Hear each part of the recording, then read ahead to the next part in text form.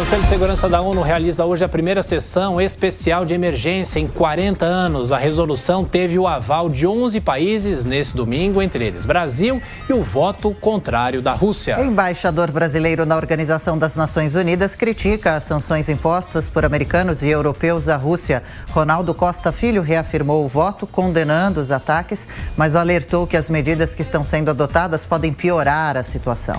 Os Estados Unidos também devem promover uma reunião para discutir o ataque à Ucrânia. A Casa Branca vai mediar um encontro com aliados para tentar coordenar uma resposta unificada à ofensiva russa. Ao menos 422 mil pessoas fugiram da Ucrânia até agora. A ONU informou que recebeu relatos de grupos que estão sendo impedidos de entrar em trens no país. Medidas impostas à Rússia fazem o petróleo voltar a ultrapassar $100. O preço do barril do tipo Brent, referência no mercado, subiu mais de 7%. Sanções contra o Banco Central russo entram em vigor. A presidente da Comissão Europeia, Ursula von der Leyen, informou que as medidas incluem uma proibição de transações com o Instituto Financeiro. 8:02. Repita. 8h02, direto para Brasília. O presidente de Belarus diz que está preparado para uma reunião entre representantes russos e ucranianos. A Luciana Verdolim está aqui conosco, trazendo as últimas informações. Qual a expectativa da diplomacia brasileira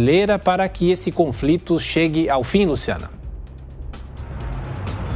Existia um certo desconforto, uma certa desconfiança se essa reunião realmente aconteceria, porque a Ucrânia, Tiago, não queria a reunião na Bielorrússia. Mas o encarregado de negócios da Ucrânia aqui no Brasil, Anatoly Dikak, ele explicou que chegou-se a um consenso de que essa reunião poderia acontecer ali na região de fronteira, seria para eles uma saída alternativa. Há uma expectativa muito grande aqui do governo brasileiro. O presidente Jair Bolsonaro disse que espera que esse conflito seja encerrado com rapidez, até para evitar novas baixas, tanto para os russos quanto para os ucranianos. A avaliação que se faz é que a Rússia diminuiu o ritmo da ofensiva militar, mas ainda está fazendo várias incursões ali em território na fronteira com a Ucrânia. Aqui em Brasília, a embaixada da Ucrânia faz questão de ressaltar que alguns pontos são muito difíceis de negociar, como, por exemplo, a questão da entrada da Rússia na OTAN, na Organização dos Países ali do Atlântico Norte. Segundo o encarregado de negócios, isso está previsto na Constituição. Então, é um ponto mais complicado da Ucrânia abrir mão. Voltou a defender a necessidade também de maiores novas sanções contra a Rússia, sanções até mais rigorosas. Avalia, por exemplo, o encarregado que foi extremamente, chegou de bom termo a questão envolvendo o afastamento da Rússia do sistema de pagamentos, mas que isso ainda não é suficiente. E a Ucrânia faz apelos de que ainda precisa de ajuda humanitária. Aqui no Brasil, as avaliações estão sendo feitas e está tudo pronto para 2 aviões KC-390 seguirem para a região da Ucrânia, para países vizinhos ali. Isso está sendo ainda negociado, essa estratégia para trazer de volta um grupo de brasileiros ainda está sendo finalizada. Essa informação, inclusive, sobre esse avião foi divulgada no sábado, então ficamos agora na expectativa, né, Luciana, de quando esse avião os 2 aviões, na verdade, devem deixar o Brasil para resgatar alguns brasileiros que estão tendo muita dificuldade de se deslocar entre as fronteiras dos países. A Luciana Verdolim volta em instantes com outras informações. Até já. Já a comunidade internacional volta a discutir formas para tentar frear os ataques de Vladimir Putin ao território ucraniano. Ainda de Brasília, agora, Yasmin Costa. O objetivo dessa reunião extraordinária da Assembleia Geral é que os 193 países membros da ONU se posicionem sobre o conflito entre Rússia e Ucrânia. Os representantes de cada país também vão discutir sobre a violação da Carta das Nações Unidas por parte da Rússia. A Assembleia foi aprovada em reunião do Conselho de Segurança neste domingo. A resolução foi proposta pelos Estados Unidos e pela Albânia e recebeu o apoio de 11 países, com o voto contrário da Rússia e a abstenção da China, Índia e Emirados Árabes. Ao contrário da semana passada, os russos não tinham o poder de vetar a decisão. A embaixadora dos Estados Unidos na ONU, Linda Thomas-Greenfield, fez um apelo para que a Rússia baixe o tom para amenizar o conflito. Let us do everything we can to help the people of Ukraine. O embaixador do Brasil na ONU, Ronaldo Costa Filho, reafirmou a posição brasileira contrária à Rússia. E ele também fez um alerta.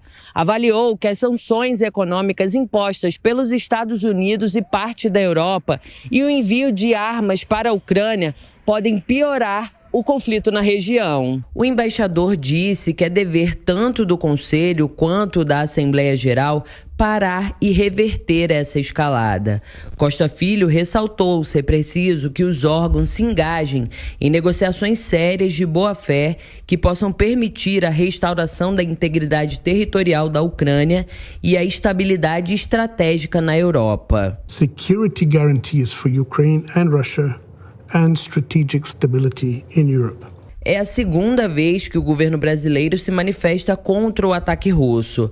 Neste domingo, o encarregado de negócios da Embaixada da Ucrânia no Brasil, Anatoly Tkach, comemorou a posição do Brasil, que na sexta-feira votou a favor da resolução do Conselho de Segurança da ONU para condenar a invasão da Rússia à Ucrânia. A Ucrânia está disposta a negociar. Precisamos que as negociações levam em conta a posição da Ucrânia.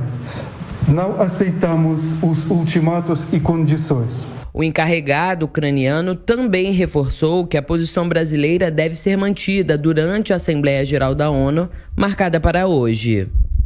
Amanda Klein, por que essa reunião da ONU hoje tem esse tom de especial, de emergencial? Inclusive, uma reunião desse tipo não acontece há muitos anos, há 40 pelo menos. Exatamente por isso, Adriana. É um encontro extremamente raro, só foi convocado a Assembleia Geral para discutir questões de segurança. Essas questões de segurança invariavelmente ficam sob a égide do Conselho de Segurança, que se reuniu na sexta-feira, né, justamente na ocasião em que o Brasil apoiou a maioria dos membros do Conselho de Segurança. Lembrando que o Conselho de Segurança tem 5 membros permanentes, entre eles a Rússia, com poder de veto, e 10 membros rotativos. E o Brasil é um desses 10 membros rotativos do Conselho de Segurança. Então, naquela ocasião, no Conselho de Segurança, o Brasil apoiou a maioria dos países lá que representam a comunidade internacional e condenou a invasão da Rússia à Ucrânia. Embora não tenha usado essa palavra condenação, justamente a pedido do Palácio do Planalto, que tem pisado em ovos para não estressar essa relação com o líder russo Vladimir Putin. Mas, de qualquer forma, o Itamaraty manteve a sua tradição, né, de defesa absoluta e restrita da paz, condenou essa guerra, esse conflito, mas ontem adotou uma posição um pouco diferente ao condenar as sanções econômicas, ou pelo menos criticar as sanções econômicas impostas pela União Europeia e pelos Estados Unidos à Rússia e o envio de armas. Por quê? Porque o Ronaldo Costa Filho, que é o embaixador brasileiro na ONU, um diplomata extremamente experiente, está preocupado com a escalada desse conflito e a repercussão que isso pode ter para o resto do mundo, né? Afinal de contas, ontem mesmo Putin ameaçou com essas armas de defesa, as armas nucleares, e também para o próprio Brasil. Obviamente, a gente teria impacto econômico disso, com a alta do preço do trigo, dos fertilizantes, do milho, produtos que a Rússia exporta e que são consumidos no Brasil e que podem ter um impacto aqui, uma contaminação da inflação, desvalorização do real e alguns outros impactos econômicos. Agora, voltando a esse encontro da Assembleia Geral da ONU hoje, é importante porque aí reúne os 193 países membros da ONU, retira do Conselho e pode deixar claro uma crítica, uma condenação muito mais simbólica dessa invasão da Rússia à Ucrânia, embora não tenha efeitos práticos, como teria no Conselho de Segurança, de levar a uma possível parada, um cessar-fogo, uma parada, um estancamento do conflito, mas tem aquele efeito simbólico de deixar claro que a maior parte da comunidade internacional representada ali na ONU condena essa invasão e isola a Rússia internacionalmente. Então, seria mais um efeito simbólico que isso pode ter hoje no encontro da Assembleia Geral da ONU do que propriamente um efeito prático de levar a um cessamento do conflito.